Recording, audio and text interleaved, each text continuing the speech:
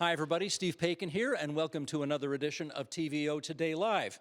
Here's a quote for starters. A country that cannot feed itself, fuel itself, or defend itself has few options. That's what Prime Minister Mark Carney said at his now famous speech at Davos. Today, we are here on the grounds of the Vineland Institute on the southwestern end of Lake Ontario, about half an hour east of Hamilton, to focus on Canada feeding itself. We're going to hear from across the agricultural and agri-food sector on how to make this country a food superpower with options. Before we start, we want to remember that these TVO Today Live episodes are all possible thanks to the generosity of the Wilson Foundation, and in particular, Red Wilson, who died earlier this year. Mr. Wilson was a big fan of this show. He was always very supportive of it. We remember his singular contribution to making these shows happen every time we turn the microphones or the cameras on. Thank you, Red Wilson. Now, our format today is going to be a little bit different, as we want to hear from as many people in this sector as possible. And so we have not got a, what you might call, traditional panel here today. Our panel is going to be Sheldon Wideshot, thank you, yes, the whole audience. The whole audience are the guests on this show. And we're going to cover four main themes: where agriculture is right now, what people are doing to thrive today, what the biggest challenges are, and what role innovation can play in taking us to the next level. So, with all of that in place, let's get going. Sheldon, I'm going to ask you again, if you can give me a wide shot here so we can see the whole room.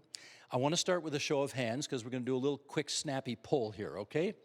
It has never been a better time than now to be in agriculture. Hands up. Who agrees with that? No kidding. Hands down. Who disagrees with that statement? Nobody? You all think this is now the best time to be in agriculture. Wow. If you watch the news, you would never get that impression. So we got to figure this out a little more. Let's start here. Drew Spolstra, I want to go to you first. Stand, if you would. You're the president of the Ontario Federation of Agriculture. Give us the view from 30,000 feet as to why every person in this room just voted the way they voted. Well, thanks for having us, Steve, and thanks for having this conversation about agriculture and the importance of it in Ontario and Canada and beyond. I think everyone in agriculture is an optimist and has to be an optimist to move their business forward, to continue to grow every year, day in, day out, and do the best they can on their farms. And I think that's why you saw everybody put their hand up in this room. I think that there are a ton of challenges in this industry, a lot that we're facing right now because of things that are out of our control. But there's a heck of a lot of opportunity too, and if we have the right conditions and the right tools in our toolbox to move the industry forward, I think we can do that, and that's where I think that's why there's so much optimism in this room. I reacted with so much surprise because every time I talk to a farmer, the weather's never good enough, the equipment is never working well enough, my kids are never pitching in well enough as much as I want them to. Like they don't take this the wrong way. Farmers do complain from time to time about a few things here and there. So why so much optimism in this room? Yeah, again, it's we do this job because we love it, I think, and that's why people are optimistic about it. They're optimistic about the opportunities going forward into the future. They're optimistic about growth in their industry, in their business itself. And, we go out, most of us go out, we plant things in the spring and take it through to harvest and hope for a better result at the end of the year. And I think, that's where a lot of that passion in the room comes from and that optimism for the industry. You're in Binbrook, which is not far from here. That's right. What do you grow? I grow corn, soybeans, wheat, and hay. We milk cows. We have beef cattle around, and we have a whole bunch of Clydesdale horses as well. How's business? Well, it's tricky right now. We're facing a lot of challenges because of things that are out of control. Number one is the weather. It's turned into a late spring. We had a pretty rough winter that we went through. It just keeps raining out there, and we haven't had any glimmers of hope yet for spring. We're facing a lot of uncertainty because of trade and the challenges that, again, are out of our control coming from the United States. We're facing a lot of uncertainty in the fuel prices and fertilizer prices, and our cost of production continues to climb. And we're not seeing prices climb on the other end of the products that we're marketing. Drew, those sound like 7 or 8 good reasons not to think things are so good in agriculture right now. Yeah. We really need to get our head around the notion that you folks still think it is a good time to be in this business. What am I not getting? I think most of us in the room think it's the best industry to be in the world, and that's why we all put our hands up about it being a great time to be in agriculture. Good. Thanks for your contribution. You bet. Thanks. Appreciate you getting us started here. Where's John Cranfield, Dean of the Ontario Agricultural School? Grab the mic from Drew if you would. How are farmers doing right now in your view? Well, I think to Drew's point, they're optimistic, but they are struggling. There's things that are out of their control. They can't control the weather. We can control how we respond to it. They can't control what's happening south of the border. They can control how they respond to it. So I think for farmers right now, it's what can we control and what's in our wheelhouse to actually affect positive change on our farms. And so part of that, I think, is thinking about, okay, given where we are, how do we think about not just this year, but also next year, 3 years down the road and 5 years down the road. The era of the Trump tariffs, I don't think, is going to go away. And so we need to be thinking more about east-west trade instead of north-south trade, and also thinking about making sure that we can continue to feed ourselves. There are still, or I should ask, are there still lots of young people who want to enroll in your post-secondary institution and learn about this sector? Yes, but there aren't enough. There's going to be a shortage of workers in agriculture of about 100,000 people in the country. So programs like the seasonal farm worker and temporary farm worker programs are critically important to the functioning, effective functioning of agriculture.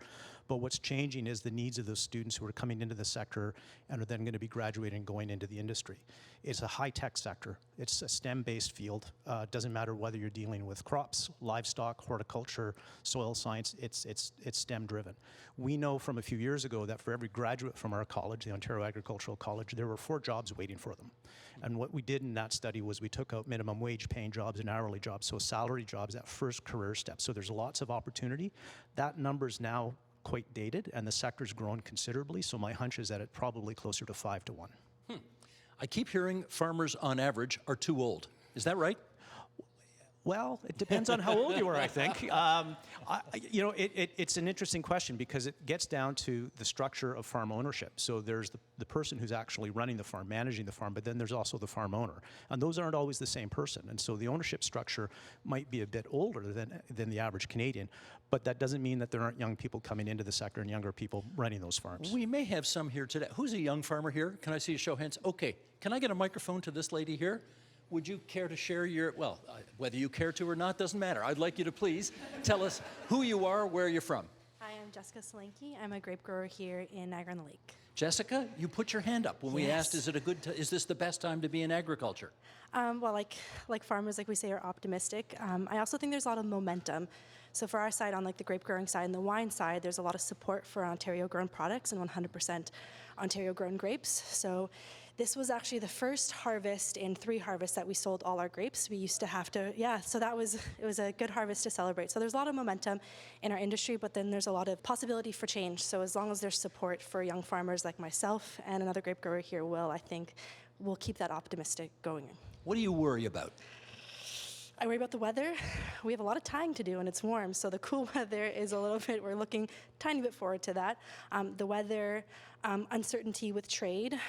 There's a lot of great federal and provincial programs that we have in our sector, making sure those stay around for the long term and that they're also planned for. Unfortunately, the way things go, they're usually 2 to 5 year programs, and it's hard to plant a vineyard like that, especially when it takes 5 years to get a full crop when you first plant a vineyard, and it's about a $30,000 to $40,000 investment per acre. Do you own the farm? No, it's that succession is interesting, but we're working towards that. It's myself, and I have 4 siblings on the farm. Out of 5 of us, 4 have joined the farm, so I think my dad's pretty happy. Very cool. Yeah. That's unusual, isn't it? I mean, you've got unusual buy-in among the family there. Yeah. Yeah, well done. Thank Okay, you. thanks. Who else? Who's another young farmer here? Who wants to? Okay, we got a microphone in the back here, please. There we go. If you wouldn't mind, introduce yourself and tell us where you farm. I'm Nikki Scott, and I'm a farmer with my 2 brothers. From the Hamilton area, we grow potatoes. And are you second generation in the farm? We are 4th generation. You're 4th generation? Yes. Okay, tell us a bit about that. How did it start? My great-grandfather bought in 1915 in the area. He was mainly cattle, actually. And then my grandfather took over from that, continued the cattle industry, and then went into vegetables and did strawberries and potatoes for Close Market, usually the Hamilton Farmers Market. My father took over after him, dropped the cattle kind of when I came along. I told him he had to get rid of the cows if we wanted to keep going with the vegetables because of food safety purposes. So we got rid of a lot of the cattle at that point, and he did mainly potatoes. We do have some other crops as well. When my brothers took over, that's 15 or 20 years ago now, we changed from, we still have potatoes. Potatoes have always been our base crop, but we've gotten into onions recently, and then small herbs like cilantro and dill, fenugreek. How's business? It's challenging. Like all the other farmers here will say that we love it. It's in your blood for sure. I went away from the farm for a few years and begged to come back, and said like I can't handle the corporate life. I much more prefer to work with my family. So, and when I say family, we've got on our farm we have lots of extended family as well. I've got aunts, I've got uncles, I've got cousins that all work on the farm with us. So it's a true farm operation and family operation. Wonderful. Is there another generation below you that you think will go in? There is. So between my brothers and I, we have 7 kids that are all kind of a part of it. My son's a little bit younger. He's 16 now, and he's doing lawn maintenance for us for the summer. My oldest niece was in the office for an entire year before she goes abroad to do her master's in business. So they all have a little bit of interest in coming back, and it's just a matter of when and how we're going to do that, because succession planning is difficult. What's the farm called? Brenby Farms. How do you spell that? Bren, B-R-E-N-N, B Farms. Fantastic. Thank you. Thanks for sharing that. No problem. That's great. I want to put something on the record here, which is a recent report for the Greenbelt Foundation that says that Ontario's agriculture and agri-food exports almost doubled between 2017 and 2024, which sounds like a good thing, from $15.5 billion to $28.3 billion worth. But it also said that imports grew too, and therefore we are still at an $8 billion trade deficit. I see some heads nodding here, as in this is not just news. So is Ontario agriculture booming, or are we just barely keeping up here? Or maybe not keeping up so well? Who wants in on that? Who's got a comment? Right here, sir. Can we get a microphone to this gentleman here, please? Thank you. Hi, Chuck Barasich, farmer and a business owner. And I looked up some of those stats before I came here. So I think that, when I look at our farm and our farming area, I think we are just barely keeping up. We have population growth in this country, which is actually great to see. But when we compare Canadian results, not just Ontario, but Canadian results against other countries, there's lots of opportunity. And there are other countries. I think Canada is, I think, 9th in the world in ag exports, but we have one of the largest chunks of arable land. So there's a tremendous amount of opportunity. So we are 9th, but we should be better, is what I hear you saying. Yes, I think we could be better. Could be better. It feels to me, and I don't know if you folks feel this, so you will tell me, it feels to me like there has never been a moment in our history where more consumers are actually consciously focused on trying to buy Canadian wares. I'm seeing heads nodding here. Okay, I'd like to know how you feel that at your end of things. Who's got a comment to make about that? Anybody want to weigh in on that? Oh, this was the moment I feared, when nobody would have anything to say. Okay, this gentleman here.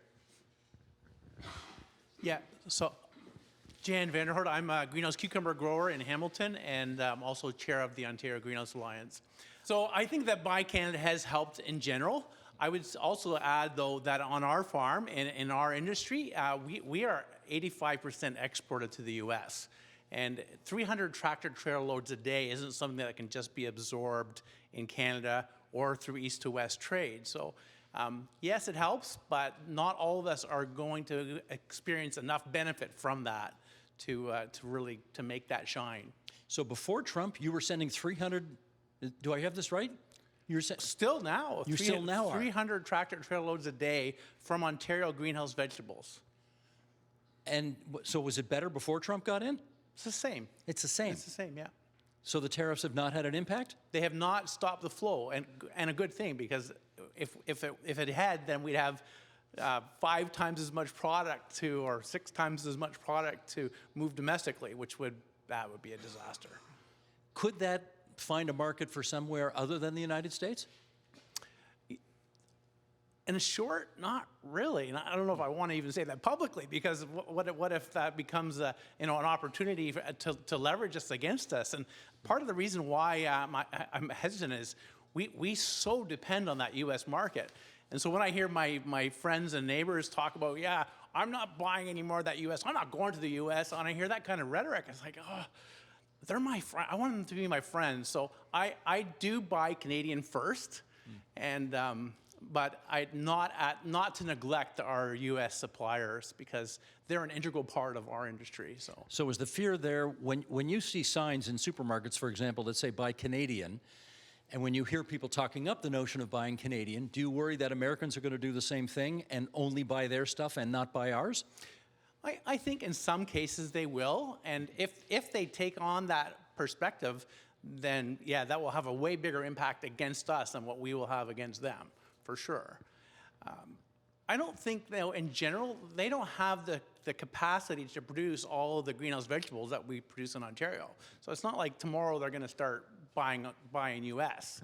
They're going to continue to buy from Mexico, and they're going to continue to buy from Canada, because that's the way the supply chain model has been structured. And similarly, we're going to continue to buy produce from America too, because not all products grow in Canada. My oranges, I'm not too fussy about the Canadian oranges these days. So. Okay, where's Richard Lee? There you are. Richard, why don't you take the microphone? You know, there are people, obviously, who've looked at what's happened in the auto sector, where you've got President Trump saying, Canada doesn't have anything we need. I mean, we have a very integrated auto sector, but apparently they don't need our cars. Do you worry he might say the same thing about Agra? I think you outlined a couple of key points, right? It's a symbiotic relationship. When you look at Mexico, Canada, and U.S., there's about $197 billion that the U.S. exports to our countries. Greenhouse growers, we export about $1.7 billion worth of vegetables. And as Jan was indicating, it's a significant amount of traffic crossing that border. During March 2025, I think we paid, in those 3 days that those broad tariffs of 25% were applied, we paid almost $7 million to get our product across that border. What'd you think when you had to do that? Well, it was a lot of shock, but at that time, don't get me wrong, our members did a great job. They negotiated with retailers. They tried to pass on those additional costs, but ultimately, there's no supply chain that could absorb that kind of increase. So because it came in so quickly, all retailers we'll get you next week. We'll issue the POs next week to account for it. The POs? Purchase orders, okay. Sorry. And of course, when Monday rolled around, those tariffs were withdrawn, and our growers were left holding that bill. Fortunately enough, now based on the latest ruling, we will get those monies back. Obviously, you'll have some brokerage fees that you'll be left with, but nonetheless, maintaining that relationship, that symbiotic trade relationship, is utmost importance to our sector. So when you talk to, you have counterparts in the United States that you talk to and do business with, I presume, yes? Absolutely. Okay, when you talk to them about trying to do business in the era of Trump, when policy is, how should we put this? Maybe not evenly applied, or maybe not fully thought through. Can we put it that way, gently? What do you guys talk about? I'd love to be a fly on the wall of those conversations. Listen, using economic levers to cause strain on different sectors is a very rudimental approach. It's a sledgehammer approach as opposed to a scalpel. You think about food and tariff-free trade, that's something that has to be maintained in any trade relationship. When we look at the pandemic, there's a perfect example of the U.S.-Canadian supply chain and the resilience thereof. That border stayed open, and we were able to feed North America without any issues. So when you think about now at the probably the peak of the time where Canadians are facing affordability crisis, the U.S. in a similar situation, you have these additional costs that ultimately consumers are paying. And I think they're finally seeing that. And you're seeing a little bit of movement, especially with this new trade renewal and review. It draws some key concerns. So when you look at that investment, you look at the stability in the current climate, there has to be some certainties for us to continue investing, which is a very high capital cost for greenhouses that are able to grow in a controlled environment, utilizing less resources, and a sustainable practice.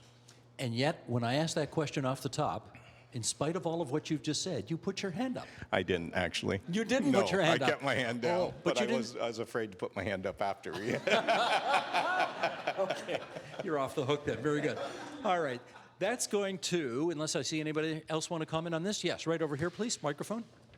Yeah, thank you very much. Mark Hamill, Chair of the Dairy Farmers of Ontario. And, you know, when the comments come up about stability and predictability, I have to refer to our industry.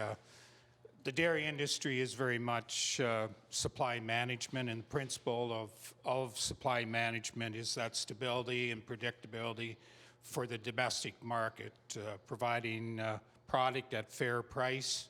And it's 60 years old. It's proven that it's worked well. As a producer myself and our family, we've been able to invest in our operation, grow to ensure that we're efficient, productive, competitive, but it's also provided that stability to the processors so that they can invest in their operations. And that's incredibly important too for the economy. And then the last piece that stability provides is for the consumer. You talked about, or I heard, the price of food inflation. Because of supply management, we've been able to stay below the food inflation increases for dairy products. So the consumers are actually enjoying, very nutritious, tasty, great. The best of the stuff you make. Great products at a very reasonable and fair price. So You are not going to be shocked to hear me say, and you probably know this, that your business is in probably the #1 spot of the crosshairs on the CUSMA, USMACA, whatever you want to call it, trade negotiations that are sort of on and off over the past year.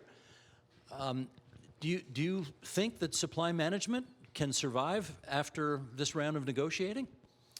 Yes, I do. You know, you heard about the optimism. Right now in our industry, there's a real shift to protein. Butterfat is still very, very strong. And the collaborative approach that we're seeing, the support from the producers, the processors, and from government right now to supply and come together, ensure we have a dairy industry in this country it's never been stronger. The support from consumers, that trust, that they can, you talk about food sovereignty, food security, food independence.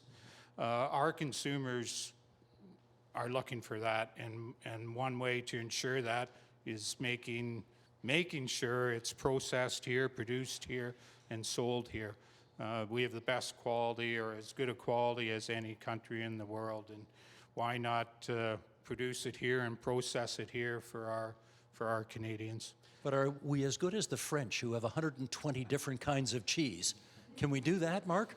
Well, we can be more innovative for sure, but we have very good cheese here as well. So, you talked about CUSMA. Of course, it's a worry, but there's some of the facts or some of the information that's been spread around. The imbalance in trade is one. There's $1 billion U.S. exports $1 billion worth of dairy products into Canada, where we only export 4 back. So that imbalance is in 2.5 times. So they're already exporting way more into our market than we are into theirs. So You would never know that based on what President Trump says.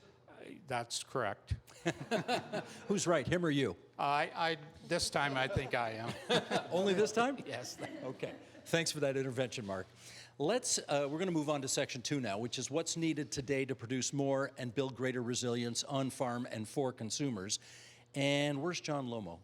John's right here. Let's get a mic to John. He's managing partner of Catalyze 4, and you are the author of a call to action on the Build Canada site to grow agriculture substantially in this country. What's your mission, John?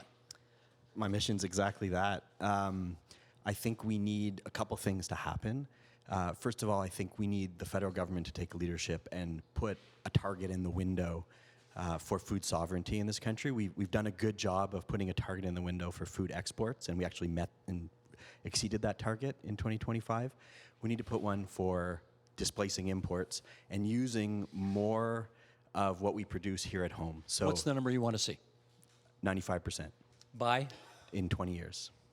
You want us to be able to replace what's coming in from outside?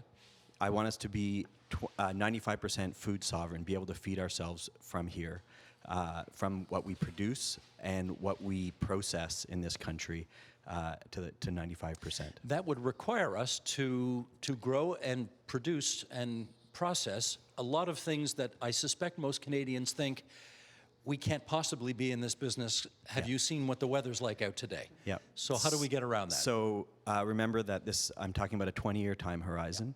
For the first time ever, we are starting to see technologies come to be that are going to allow us, and not just us, every country in the world, to be far more food sovereign. And so if we don't take note of that and start to plan for that transition and use of these new technologies, others are going to do it. We need to lead on those technologies at the same time as growing our farm exports and our use of farmed products here as imports into processing. So it is super important that we do that. Like we need to take on these new technologies, and by new technologies I mean like new primes of agriculture, of food. So yes, we have our open field agriculture, we have livestock production, but we are seeing new technologies come to fruition. Controlled environment agriculture being kind of the thin edge there, both greenhouse, but also what some would call warehouse farming, dark farming, vertical farming, and then things like precision fermentation, advanced cellular agriculture, and even molecular synthesis. I mean, there are companies who are literally making protein from thin air. I wrote a column a couple of weeks ago after having spoken to a couple of what were then kids 10 years ago at the University of Ottawa, who went on a trip to the far north of Canada and realized how precarious their food situation was there because, of course, they have to bring everything in because they can't grow anything there. And they thought, what can we do to solve this? They created a company called Grocer, Growcer. I know them well. You know them well. Yeah. Well, then you know they've been at this for 10 years. And do you want to tell people about them and what they do? Well, I mean, they put farms in shipping containers and send them up north. But I'd like to point out kind of two more things that I think are really important and tied into this. The first one is our energy. More and more we're going to see, and this ties into the northern equation very much because they're running, they're running these containers off of diesel gensets. So what's really important is that we develop abundant clean energy because more and more, and this goes for every sector obviously, but we are going to see kilowatts into calories. I mean, that's really where we're going with this, and the primary agriculture input is going to be energy. And so we need to do that. The other piece I'd like to just quickly state that I think needs to be solved is how capital formation is done in this country, the capital markets for early stage and mid-stage growth companies. Right now, that has all been it's all been organized around SaaS companies or software as a service companies over the last couple decades, and that has, with the advent of AI, those companies have obviously they're not doing as well, and they've locked up a lot of capital that would get otherwise recycled into the ecosystem for startups and next generation scale-ups. And so we need to find a way to rebuild that capital stack and to rebuild the capital markets in Canada that is formed around the need for building physical things that take longer, things that have heavy capex, that need debt against them. Well, okay, can I ask you the question directly then? Yeah. Which is to say, these folks at Grocer would like to see these big greenhouses being purchased and put in communities, never mind only in the north, but particularly in the north, so that they can grow their own food and not be reliant on us down here when it's minus 40 there and can do it themselves. Is that doable? It is doable.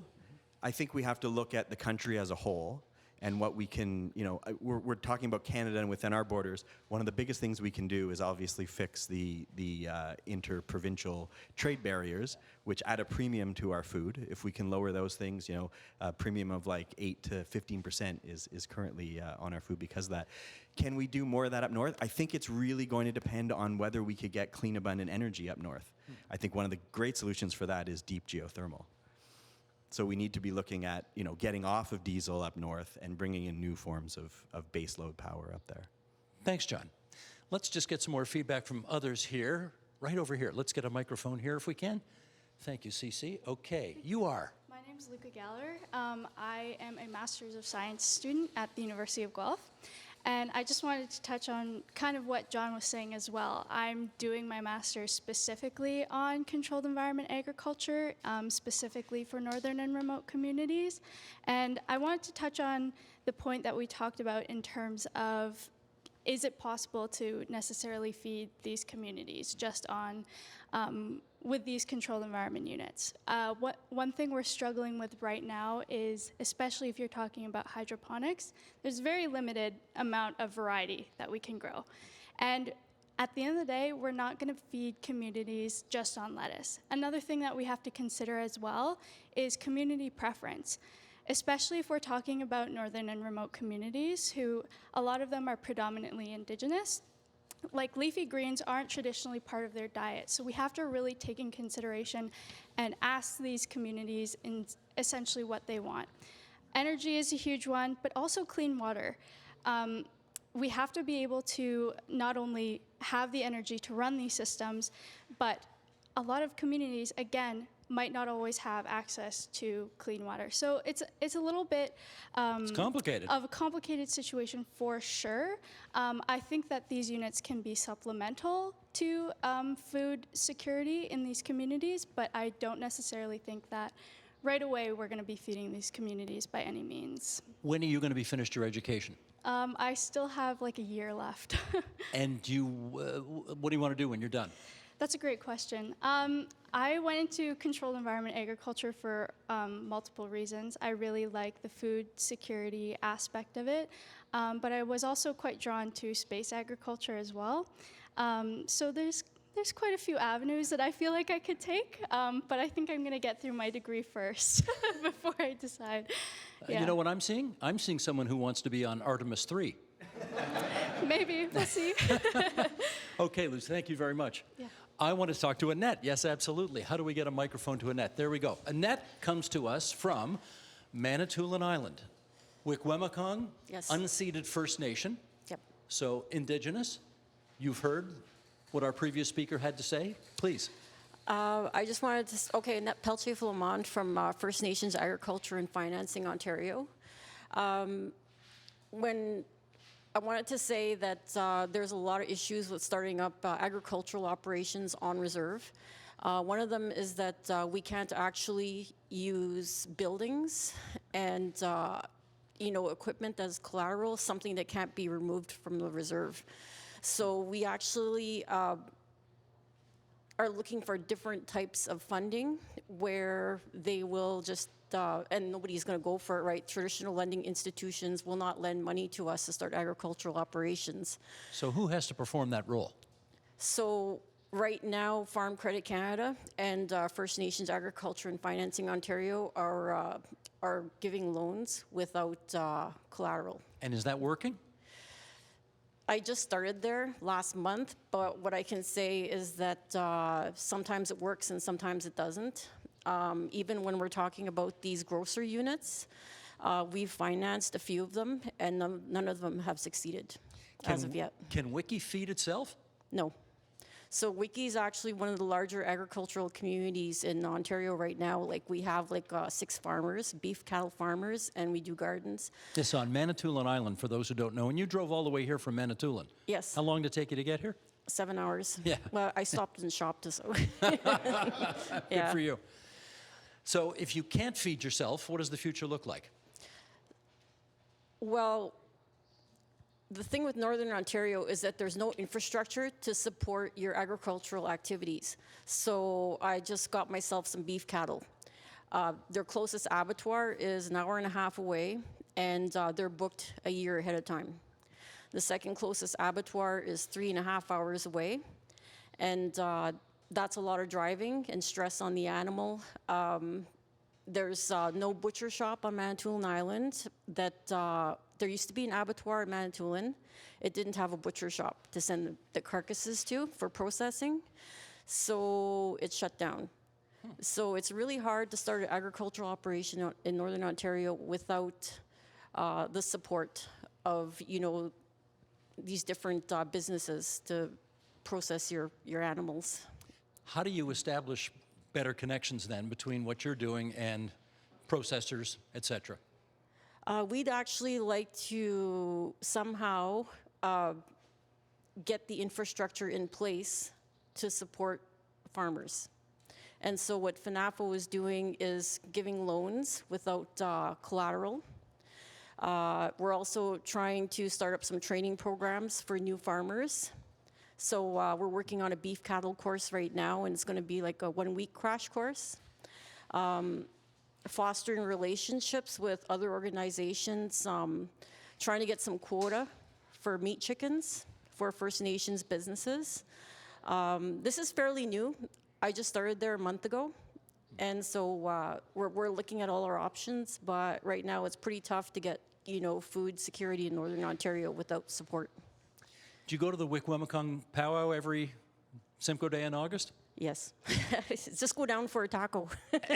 It's really one of the most incredible things I've ever seen. Yeah. Would you agree? Yes, for sure. Yeah, amazing. Anyway, thank you for taking the trouble to drive here 7 hours to be with us today. And why don't you pass the mic to this lady here? And you are. Thank you. Hi, I'm Dana Dickerson. I'm the Director of Market Development and Sustainability with Grain Farmers of Ontario.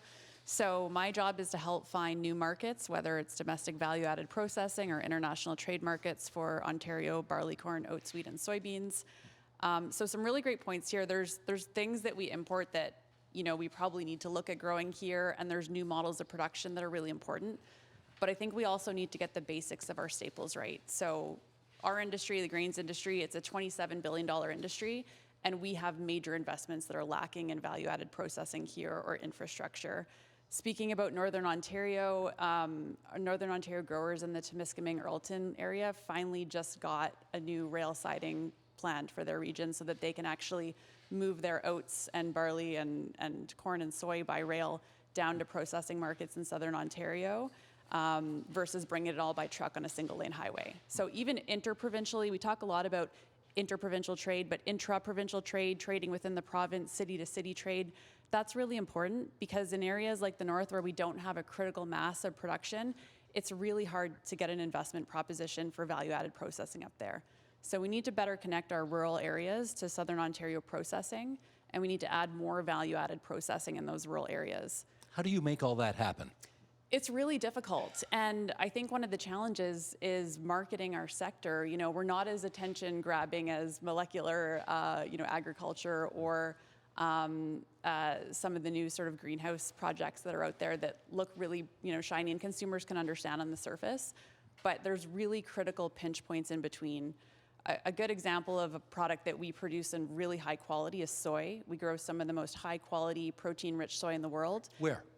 All across Ontario. Yeah, it's incredible. It's actually moving north as we're developing new varieties to grow soy in climates that previously couldn't support them in.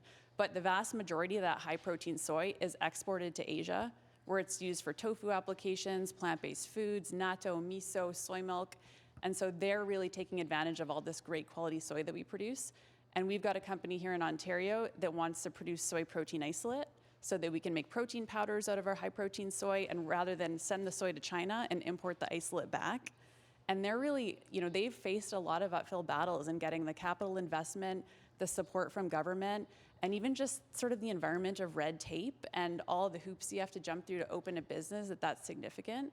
So I think there's a lot of opportunity for the government to really look at our core staple infrastructure of producing food here And how do we unlock those opportunities so that it's an attractive place to invest in? Dana, just tell me, if it's so, I mean, John made the case so well, the importance of food sovereignty and being able to grow what we need here amongst ourselves.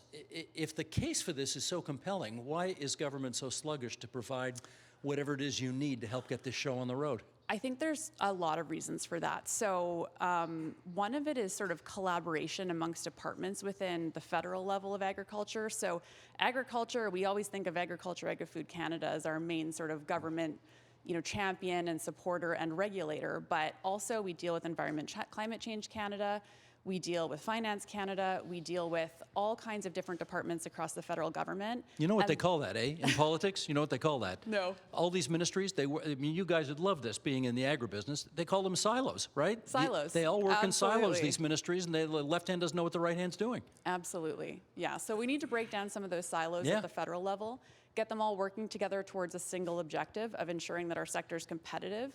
Because once our sector is competitive, farms can stay in business, they can continue to produce, and we can contribute to national food security. I would also argue that sort of the federal, provincial, municipal level needs to work together.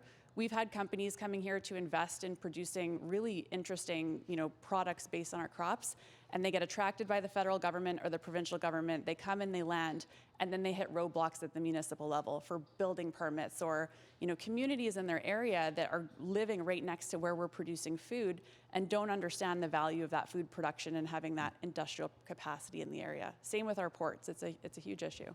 Thanks, Dana. I saw somebody else with a hand up as well. Sure, you want to have another word. You've got the mic. Yeah, sorry, if that's okay. I think the barrier that we have is new entrants trying to get into agriculture is very, very challenging. If you are a big farmer or you have deep pockets, it's easier to get in, but to have new blood come into the sector is challenging, and the capital, raising that capital to enter the sector in any form is very challenging.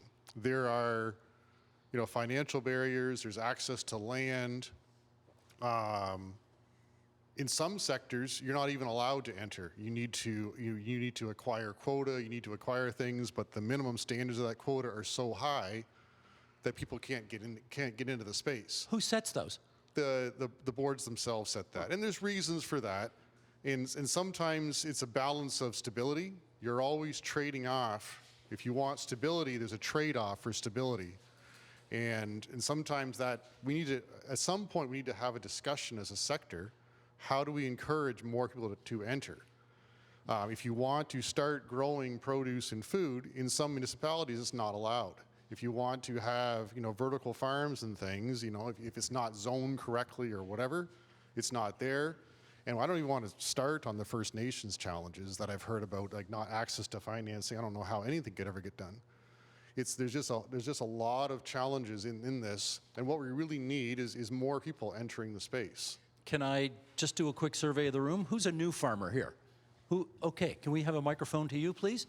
Why don't you stand, tell us your name and what your farm is? Nicole Busari from Pomoja Farms. Where's that, Nicole? In Kawartha Lakes. Kawartha Lakes, yeah, okay. Kawartha Lakes. So I loved what you had to say, and you as well, and it was kind of ringing in my mind that the reoccurring underlying theme really is access and more involvement and education. Right, so we started Pomoja Farms because we saw that there was such a huge lack of our community's involvement in agriculture, and we saw that the lack was education, right? Knowing what is the importance of getting involved in agriculture. Why should we get involved? Even young people, the distance between, farms and cities, for example, that kind of keep certain groups out, right? And even just young Canadians in general, right? How much do they really see the value of agriculture? We go to the grocery store, we buy our food, but do we really know how it's being produced? So anyway, I think it is very integral for the government to begin to fund startup farms. It's very hard for us as, newbies. I'm a behavior therapist. My husband is into IT, so we don't have, the long family history of farmers. I was going to ask, you didn't grow up on a farm? No. So where does this interest come from? So the interest came from COVID, really just seeing how, limited sometimes food products were, getting things on the shelves. When you go into the grocery store and you're seeing, okay, it's looking a little scarce, right? And so my husband was like, we need to do something about this. We don't know anything about agriculture, but let's pull together community members and purchase this farmland. And so we did that.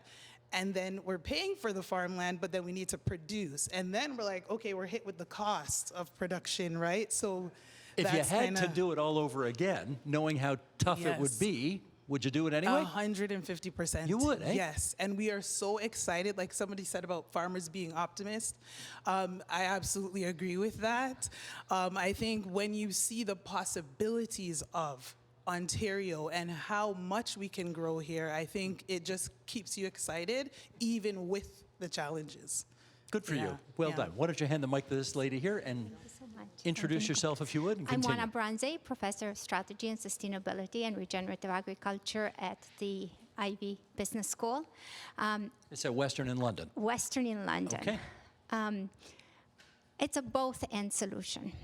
So the supply chains have been organized for a very long time for efficiency, for stability, but also for reducing the cost of production. They have not been organized for sovereignty. They have not been organized for polycrisis, that most certainly have not organized for climate change. So the opportunity to radically rethink value addition in not without primary producer, but with shared agendas, where the primary producers are at the same table with the innovations and the cellular agriculture. And this is what we witness happening in Europe. It is a lot easier to create value addition for new farmers when you have a full menu of high value addition and a very integrated supply chain that is designed for food security. The best example in Europe is the oat. The oat used to be a very low value addition, and now it's one of the main inputs into all sorts of production, including fabrics, including cellular agriculture. So what I want to emphasize is all of these points are important. It's a both-and solution, but that both-and solution is not a protectionist solution, is an integrative, out-of-the-box technology innovation solution. Can I do one fast follow-up for you, and then I'm going to re-rack for a second. You know, I have to confess, when I think of Ivy, the Ivy Business School, I do not think agriculture. How much uptake do you have? I mean, are there enough students who actually want to learn this at Ivy? We do. I am the founder and director of the Regenerator. We are a place that incubates all sorts of innovative regenerative ventures in agri-tech. We have the Grove. We have one of the richest, oldest ecosystems of technological innovation in agriculture in our ecosystem. And we'd like to think that we're not isolated from community, but very strongly embedded in community. But the bigger question that you're asking, Steve, is should business schools be involved in the restructuring of the supply chain? And that's where our skin in the game is. We believe in supply chains that are organized locally.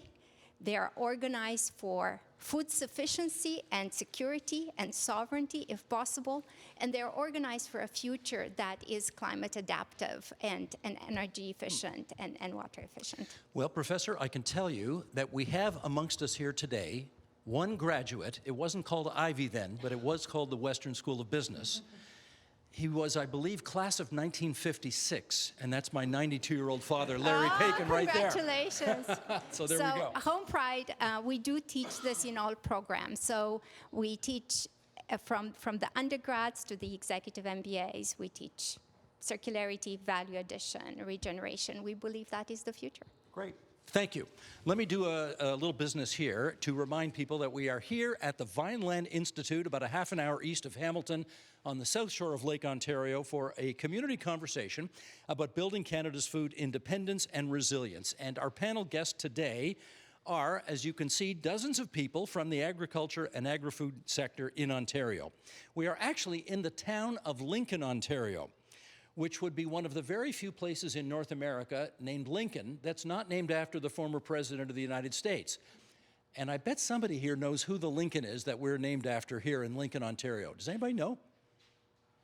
I had to look it up. I have to confess. I had to look it up. This place, Lincoln, Ontario, is named after Lincolnshire in England, which was a favorite town of our first Lieutenant Governor, John Graves Simcoe. So he named this place Lincoln, Ontario, after Lincolnshire, and has nothing to do with Abraham Lincoln, which actually is pretty cool considering the state of the relations between our two countries right now.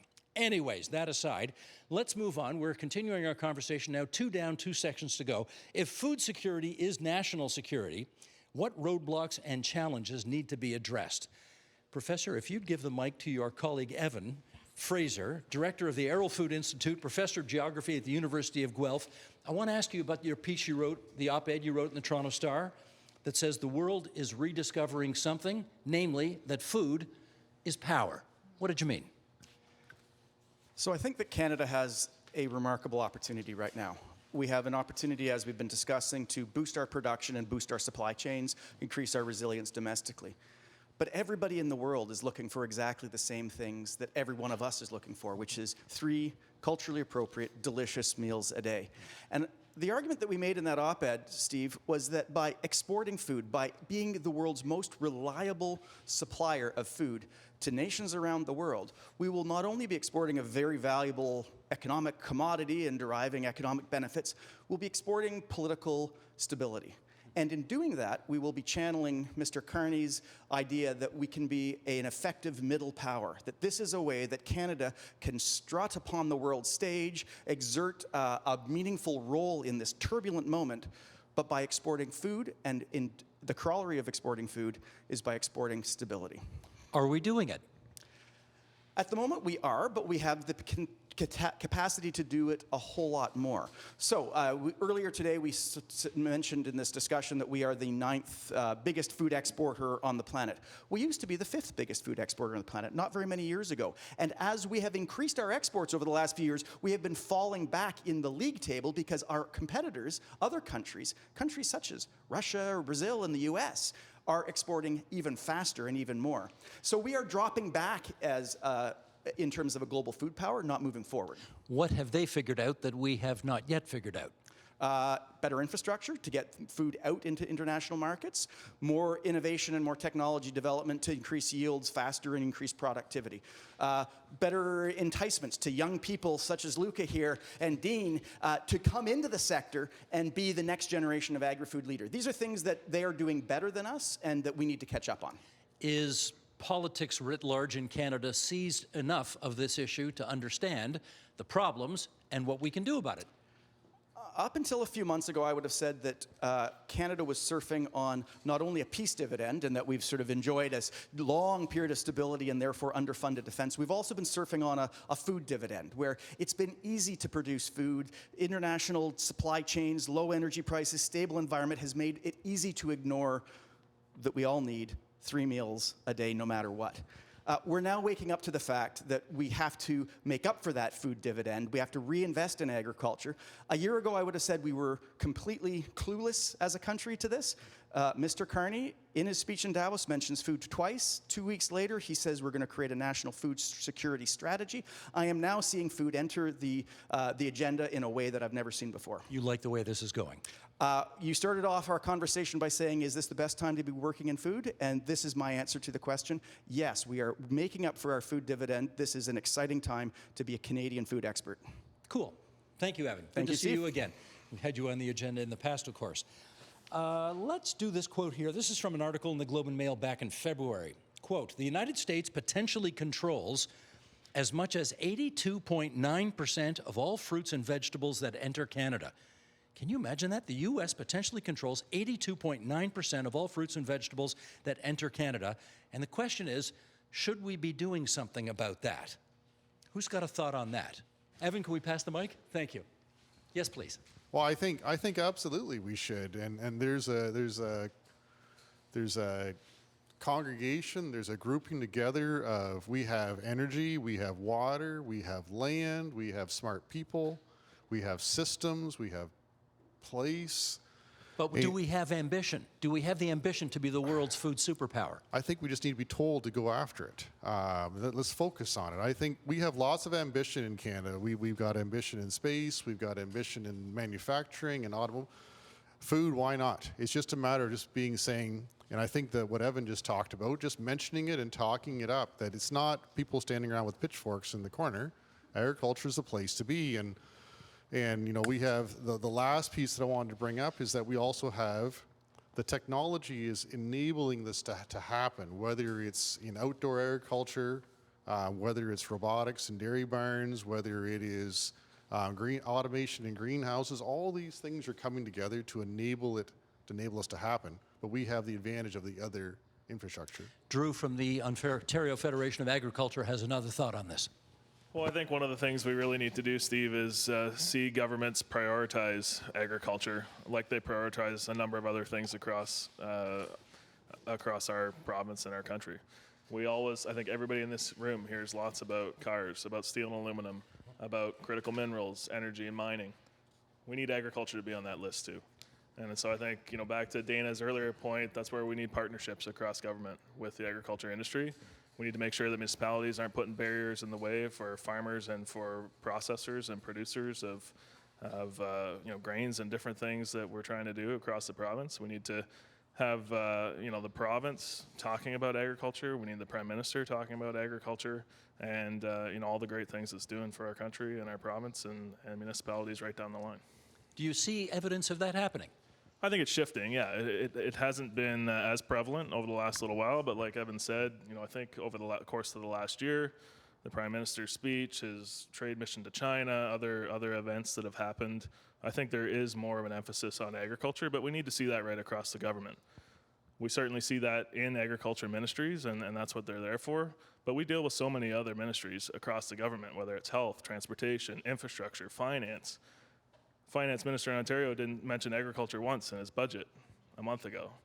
And it's a huge priority for this province. It's $52 billion, and we'd like to see them talking about it. I just wonder, Drew, how this works. When you watch Peter Bethlenfalvy give his budget speech and the word agriculture doesn't come up, you're the head of the OFA. Do you call him up immediately after the speech and say, hey, Pete, what gives? I've mentioned it to him a couple times that I would have liked to have heard it. He says, oh, yeah, we know. And I'm sure he does, but it's definitely it's a priority for us, absolutely, as folks in the agriculture business, but it should be a priority for government as well. I want to pass the mic to this gentleman here. Tell us, you're a young guy. How old are you?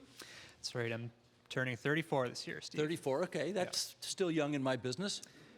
Yep. So I'm... What's your name? My name's Dean Orr. Where are you from, Dean? King City, Ontario, which is just north of Toronto. Indeed. Yep. So we farm about 2,300 acres of grain, primarily there. Corn, soy, wheat, kidney beans. We do maple syrup. What generation are you in the business? Second, actually. So my dad came from the city, started farming with my mom, but all four of my grandparents grew up on farms. Do you plan to expand? It's a tough question. We farm so close to the city that the urban pressure is just wild. Urban pressure meaning they want to build a highway through your farm or something like that, or what? The 413, yep, is a big issue. That would take out about 500 acres of the land that we rent, just like that.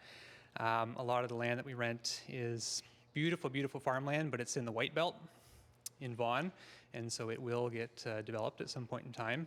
And that kind of has encouraged me to go back to school at the University of Guelph. I'm studying my master's in rural planning right now with a thesis in trying to figure out how much land we need to support Ontario's population.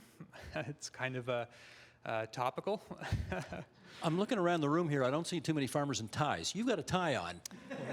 What's going on, Mr. Orr? I dressed up a little bit today. Oh, you did? Yeah. Isn't it funny how the guys who work on the farms all dressed up today and the guy who normally's got a suit on in the studio really dressed down today?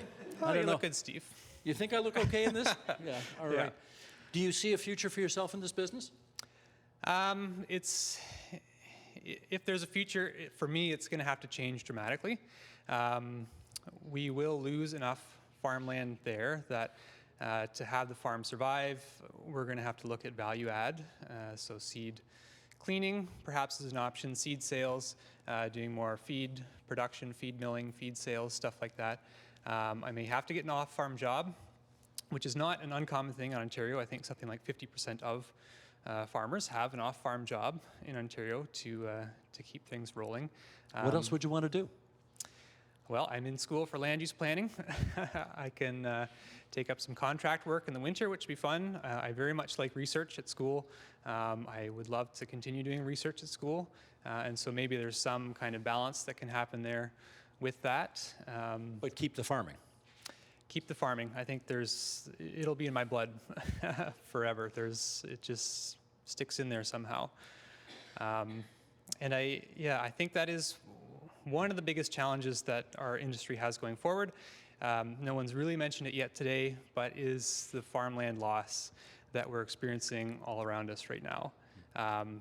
Federal statistics, the last Census of Agriculture said we're losing 319 acres per day in Ontario, which is just under 1% of our farmland per year, which is wildly unsustainable. Losing it to what? So those statistics don't specify exactly what. It could be rewilding, it could be development, it could be better GPS. Farmers may not have as much land as they thought they had before. There's been some other research at the University of Guelph that's looked at the amount of land, prime agricultural land lost to development. Something like 3/4 of all prime agricultural land in Ontario is lost to settlement area boundary expansions. So development.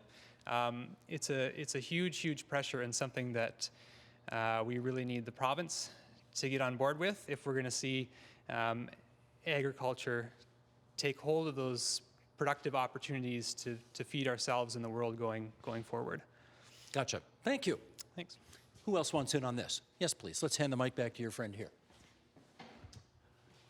Thank you very much. I think that it's really important that we do have a food security strategy in Canada and in Ontario, of course. And I think a part of that has to be the succession of the family farm.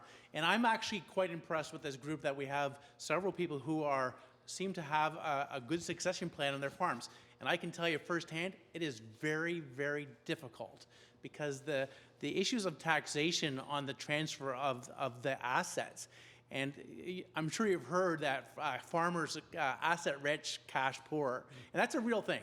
That's a real thing, and you can look at my financial position, and it's exactly like that. And so I think there needs to be some mechanisms so that our farms can be transitioned to the next generation and mitigate the tax consequences. Because if that is not done well, then those farms will be downsizing or closing, and we can't afford to lose that. I can tell you something. I know the head of the Ontario Federation of Agriculture, and I know the Minister of Finance owes him one. Do you think maybe you guys could have a word and figure this out? We have actually tag teamed with the minister before, yeah. And when you make the argument, what does he say? More to come. Stay tuned. Stay tuned. Like, do you think there's a possibility they could make some kinds of legislative changes to enable this? Oh, in terms of the taxation on property, that would be more of a federal thing, and that's something that's been in discussions for a long time. Farmers have been complaining about this for a long time, but yeah, the governments need the money too, and they see the farmers as these rich guys, which of course they should pay the tax. And I'm not saying that we shouldn't pay our fair share, but I am saying that when we're transitioning a farm to the next, and it could be family generation or it could be employee generation, but into the next level, the next generation, then I think there should be some kind of a break so that becomes more affordable. Can I do a follow-up here? It was, with you. I want you to get the microphone back because you're fifth generation. Did you say you were fifth generation farmer earlier? We are fourth generation. Fourth generation. Yeah. Oh, but your offspring may be the fifth, right? Yes. How did you handle that whole issue of trying to pass the farm down through successive generations without taxes or inheritance fees, et cetera, bankrupting you? It's incredibly hard. We are still working on getting some assets out of my parents' names and into mine and my brother's, as well as us trying to figure out a plan to get it out of ours and into our kids. So we're really kind of working on 2 generations at the same time, and deciding, are we putting more into our business? Do our kids look like they are going to take it over? Do we want to continue to grow? And if we continue to grow and our kids don't take it over, what out do we have? How are we going to get out of this? It's one thing to grow a business and put assets out there like buildings and houses and acquiring property, and then all of a sudden to try and turn it around and be like, my kids don't want this and I can't do it anymore. So how do I get rid of it? And there's not many people that are looking to buy farms. So who are you selling to? Who are you going to get out? And unfortunately, some of that is urbanization, right? That's an out for farms if there's no one to take over. Okay, I have a new idea. I know the head of the Ontario Federation of Agriculture. And you talk to him and tell him to call his friend François-Philippe Champagne and say, Brandy Farms needs a break on all this succession business, okay? We'll get right on that. Thank you for that intervention. Let me just, because we're about to run short on time, and I want to make sure we get to our final theme here, and we touched a bit on innovation and what role it would play in getting us to where John feels we need to go. Can innovation help Ontario and Canada become food and agricultural superpower? Alex Barlow, Vice President, Programs, Canadian Food Innovation Network. There you are, Alex. How is innovation going to get us there? Well, I mean, I would argue that Canada's already a food superpower. Canadian Food Innovation Network represents the customers of many of the people in the room today. We're the food processors, the distributors, and the restaurants who are getting products to Canadians. And a lot of world-leading food processors have doubled down on Canada in recent history. Kraft just announced a big expansion for their location in Montreal, Ferrero Rocher in Brantford. So we are seeing big companies invest and stay here in Canada. What we sometimes forget is that, you know, these big companies attract a lot of attention. They're less than 2% of the food processors in Canada. What's the backbone? The backbone, well, 91% of the food processing market is under 10 employees. And so when we talk about how technology and innovation and how it can help Canada grow or maintain its position as a food superpower, it comes down to helping small business have better visibility on their operation and more resiliency, because the world's so volatile. All these trade disruptions impact their ingredients, their logistics to get product to your local shelf, your retail store. And so technology to help them work on their business versus in their business is really, really important. And a small business with less than 10 employees does not have a huge cash position. Most of them are operating with less than a 5% gross margin. So it's not like they have tons of cash to go buy some new software for their business. And so as a result, they get tied up in very manual processes. Great project and member that we've had is None Such Brewing in Winnipeg, Indigenous owned brewery. The founder was spending all their time managing their production and scheduling everything to be as efficient as possible, and as a result, not pursuing new business, getting tied up in sort of the rigmarole of things. And so they partnered with a local digital tech company, Mode 40, to build an agentic AI system that sits on all their data, helps them plan their production, schedule everything, and now that founder has capacity to go and grow their business. And they can then grow from a small into a medium and large size company. And that's what we need to do. We need to enable small business to grow, not just hold on, because with fuel and supply chain shocks, they're going to be disappearing. A lot of food processors are even operating with negative margins. And you've heard it from everyone in the room. No one has a money tree or an area in which they're suddenly driving a lot of profitability. And so with everyone feeling that kind of pressure, technology can help us build that little bit of extra space in our businesses to then be able to, weather some of this, because I don't think it's going away. I'm a millennial. Nothing in my life has been, it hasn't been very stable. It's certainly been kind of hectic.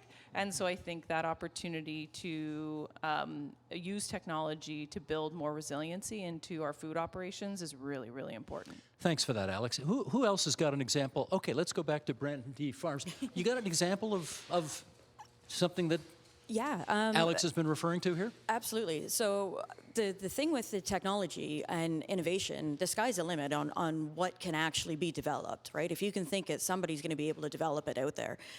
But the cost of that is what is the most prohibitive for most businesses, right? Particularly vegetables, myself, we're cost takers, right? Like, we don't have the ability to go to retailers and say, oh, by the way, there's a war going on, in case you don't know, we need to increase our price.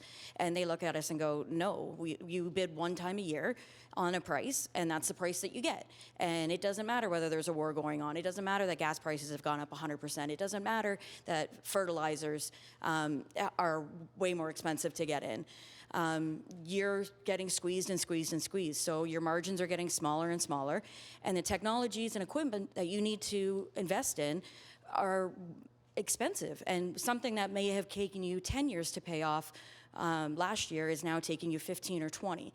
And you just can't afford a lot of the new technologies out there.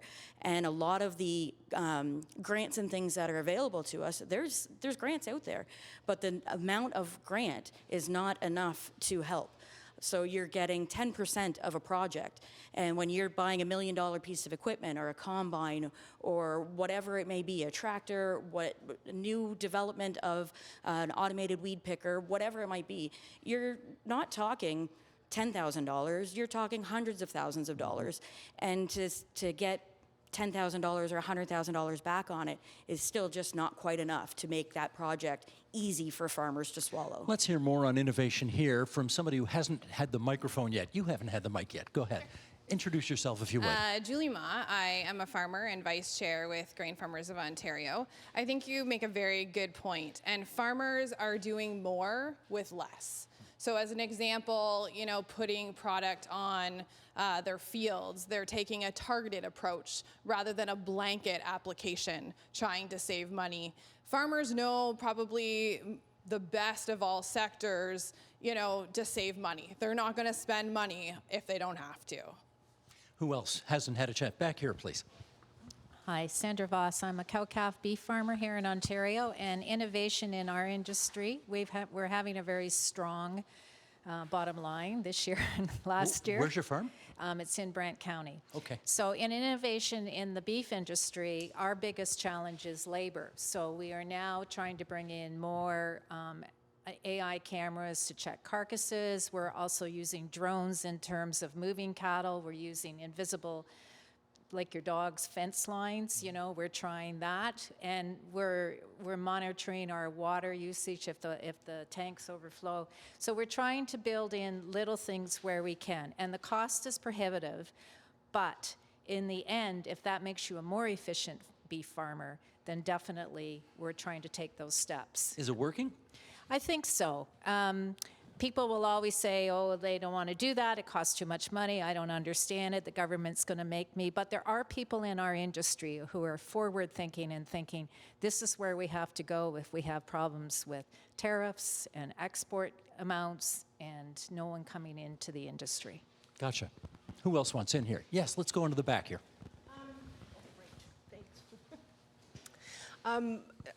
So what's your name, first of all? Jennifer, hi. From where? Apple Hill Lavender in Norfolk County. We have a lavender agritourism business. We have medicinal herbs, and we are a commercial apple grower as well. Since 1906, I too am a fourth generation. I left the farm after high school because I was like, I'm not going to make any money. I see how hard my dad works. This is crazy. I came back during COVID when I realized my parents were aging and we didn't want to pass the farm on to somebody else. We wanted to keep it. So I've only been involved in agriculture for the past 5 years. And from a different perspective, I've been able to stand there and watch what's going on in the industry. And I've been able to see how incredibly resilient farmers are, how amazingly resourceful we are. So when we talk about innovation, I can tell you right now, after the past 5 years, there are more things held together on my farm with zip ties than anything because we're resourceful as a farmer. What really is important when we're looking at innovation, especially when it comes to being able to afford it, because we're only 50 acres, we can't afford the drones, these amazing innovative ideas that are out there for our farm, but what we can do is we can have a voice at the tables that matter. So whether it be the Ontario Federation of Agriculture or the Dairy Board, sitting at those circles and having that voice, that's the most important. So having those political levels, federal, provincial, municipal. That was a really great idea. Having the voice, being able to be a part of every conversation, because we're resourceful, we're resilient, and we're going to be able to come up with the ideas ourselves to be able to pose it. There's a really great quote before I pass this microphone on that I love by Dwight D. Eisenhower, and it's easy to farm when your plow is a pen and you're 1,000 miles from the cornfield. So it's important for us to be able to have voices at those tables that matter, because we're the ones with the answers. We're doing it every single day. We like Ike, don't we? Yeah. Ike had good things to say. Yes, please, right here. Yeah, Nevin McDougall. I'm with Agricultural Research and Innovation Ontario. I've had the pleasure over probably 30 years to see a lot of innovations come to agriculture, not only here in Canada, but around the world. And I'd have to say that farmers are very, very smart operators. When they see technologies that will help them be more efficient, more effective in their practices, they adopt it. Typically when there's a good ROI. Without fail, if they can make money with it, they adopt it. So that gives me a lot of confidence that when we look at new technologies coming forward that provide good value, it will get picked up very, very quickly. On the whole theme around innovation, we have to think a little bit broader too, beyond just being more efficient. It's about new products. How are we adding value to our products that we are producing? If we continue to produce commodities, we're going to be a price taker. So the more we can do to add value, create differentiated products, that's really where long-term value and sustainability for our industry is. This is a bit of a cheeky follow-up, but Please. you showed up anyway, so I know you can handle it. This government, as like many of its predecessors, values significantly the contribution the auto industry makes to this province and subsidizes the hell out of every job in that industry. Do they do enough for farmers? They could do more. How's that, Steve, for That's a cheeky not bad. response? That's not bad. That's not bad. Okay, right here, please. Hi there. I'm Mike Kromzak. I'm the chair of the Ontario Fruit and Vegetable Growers Association, and I grow asparagus, watermelon, and grains. Where? Near Tillsonburg. Okay. And I just wanted to jump onto that comment that I hate bringing up COVID. Everyone's tired of the term, but I can proudly say farmers delivered the most important product during that pandemic of getting healthy, safe food to Canadians. And I would argue that we received needed the least amount of support to get through it, while other industries were heavily subsidized. We are resilient, and when we talk about investments in agriculture and food security, we need to see that as nation building exercise. And I think the opportunity to make sure we have a strong, robust primary agricultural supply chain is essential in order to have a healthy and successful processing and innovation sector. So, getting that investment at the farm level, making sure farms are sustainable and profitable to ensure that we can continue delivering food for Canadians. Well said, Mike. Who else? Over here, please. Well, thank you. Ian Potter, President and CEO of Vineland Research and Innovation Centre, and thank you for coming. And thank you for having to us, this Ian. Lovely location. It's actually owned by Agricultural Research and Innovation Ontario, but we're the property manager and we run the property. We've been doing it in this centre, not as Vineland, but the entities before us for 120 years. That's a lot of innovation. To me, innovation and economic development go hand in hand. You drive together.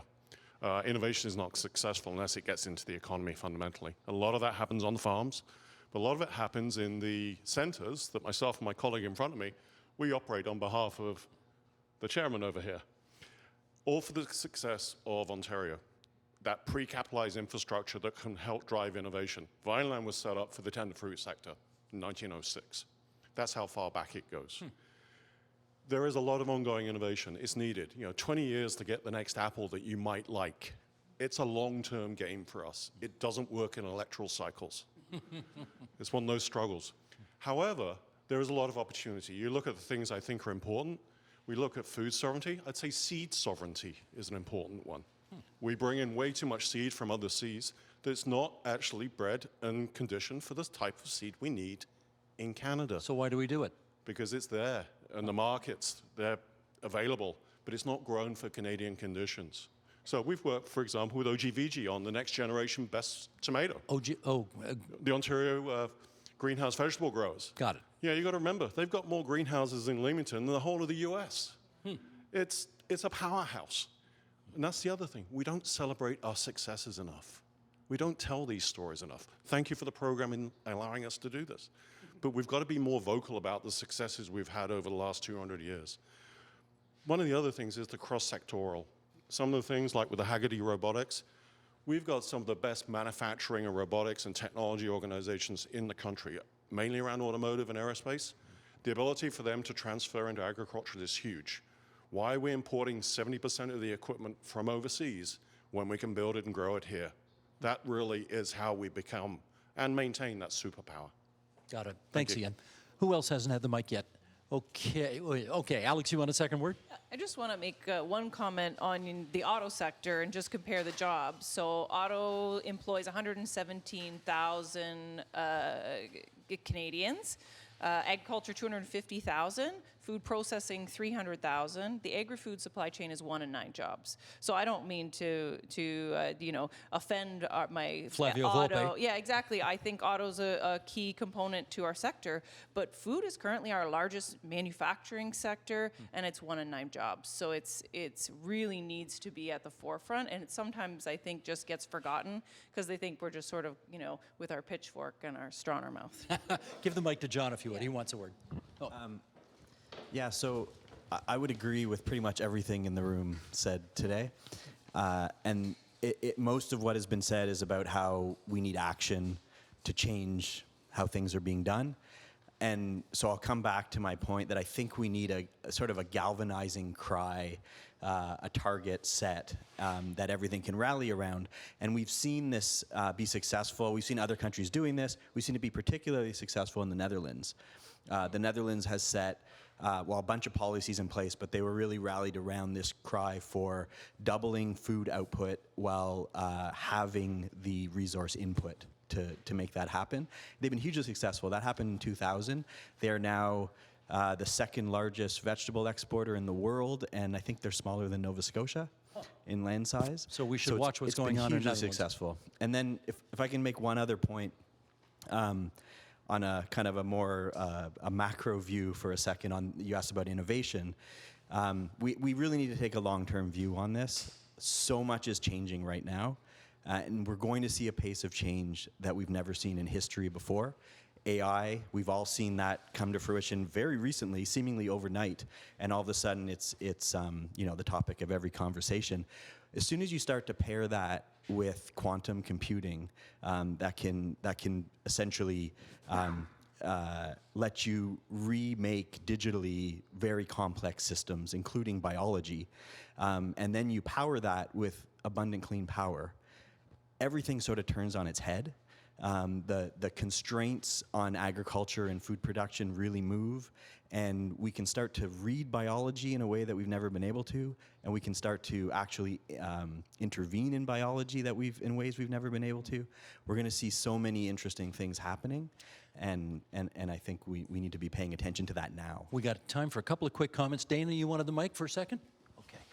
Yeah, I was just going to say, I mean, my job is at the downstream of promoting our grains around the world, and I benefit from all of the upstream research that happens at the universities, with the plant breeders, with the farmers who trial things. Farmers maybe get 30 attempts in their lifetime to grow a crop, and so if they're changing something, if they're adopting a new innovation on farm, they're going to be very conservative about trying that out, right? So we really need to invest in that innovation, make sure it's going to work, and it needs a lot of patient capital. And we may not see the benefits for that for a very long time to come, even if things are happening very quickly. So I think the fact that we have such high quality products today and there's so much demand domestically and internationally for them is because of the generational investments that happened before us. And we need to be doubling down on those investments now so that the future generation can benefit from them. Beautiful. You got the last word here. Wow, thanks, Steve. At the University of Guelph, we're really excited and privileged because we can work with phenomenal young people and attract phenomenal young people into the sector. And my colleague John here has brought Creative Destruction Labs, which is a business incubator program, to campus to focus on agriculture. I lead a program called Sustainable Food Systems for Canada that runs a national network of hackathons and design jams, all of which is to say the number of ideas coming out of the next generation that are unencumbered by the way things were and are willing to look at the way things could be is unbelievably strong. And so the final answer to your question as to why I'm optimistic is in my daily life, I get to see and work with this array of young talent thinking, how do we produce more food while reducing the environmental impact of agriculture? How do we produce more safe, nutritious, and sustainable food? And the future is unbelievably optimistic and powerful when seen through that lens. Of course, we need the right policies. Of course, we need investments in infrastructure. Of course, we need the patient capital. But the talent flow that's coming into this with the innovation behind it is absolutely remarkable. I want to survey the room and see if there is agreement on that point. We started with a poll question. Let's finish with a poll question. In your view, agree or disagree, Canada is sufficiently seized of these issues that we will do what it takes to get a lot more food independent than we are today? Who agrees with that? Hands down. Who disagrees with it? John is not sure. Also Annette, not sure. Dana, not sure? Iffy. Richard, did you vote this time or did you dodge the vote again? You did, okay. Just checking, just checking. Can I also mention this is apparently the International Year of the Female Farmer, and in a business where 7 out of 10 farmers, I'm told, are male, it's great to see so many female faces in this room doing your thing. So congratulations to all of you and happy International Year of the Female Farmer. Let's do that. I think that's our time, and I want to say a few thank yous before we go here. First of all, to Mike, Jane, and Nicole here at Vineland Institute, CEO Ian Potter, whom we heard from. Thank you for making this wonderful space available to us. Can I take that home? That is a beautiful background. I would love that for all of the shows we do. They don't even have to be about agriculture. I just love the look of it. To our TVO crew, of course, production staff, Mark Ford, Chad Castle, Sheldon Osmond, our director, Tina Zavagna, Ricardo's here, everybody else, the series producer, Hillary Clark, who always makes this happen so seamlessly. I don't know how she does, but she does. Thanks so much to all of you as well. As always, we want to thank the Wilson Foundation, Red Wilson. We appreciate your original vision in what we've been trying to do with this TVO Today live series. We thank you for allowing us to go out of the studio and into the community so that we can meet people where they live. We want to tell you that for more on this TVO Today live series, you can go to this website, tvo.org/TVO Today Live, or we've got a YouTube channel. Who doesn't? But we do too. youtube.com/@TVO Today. And finally, of course, I want to thank all of you for taking time out of your day here on a Sunday afternoon to really educate us and through us, the people of Ontario and Canada, about a subject that is of such crucial importance to all of our futures. So please give yourselves a round of applause. You deserve it. Thank you very much. And with that, I'm Steve Paikin, and so long from Lincoln, Ontario. We'll see you next time on TVO Today Live. So long.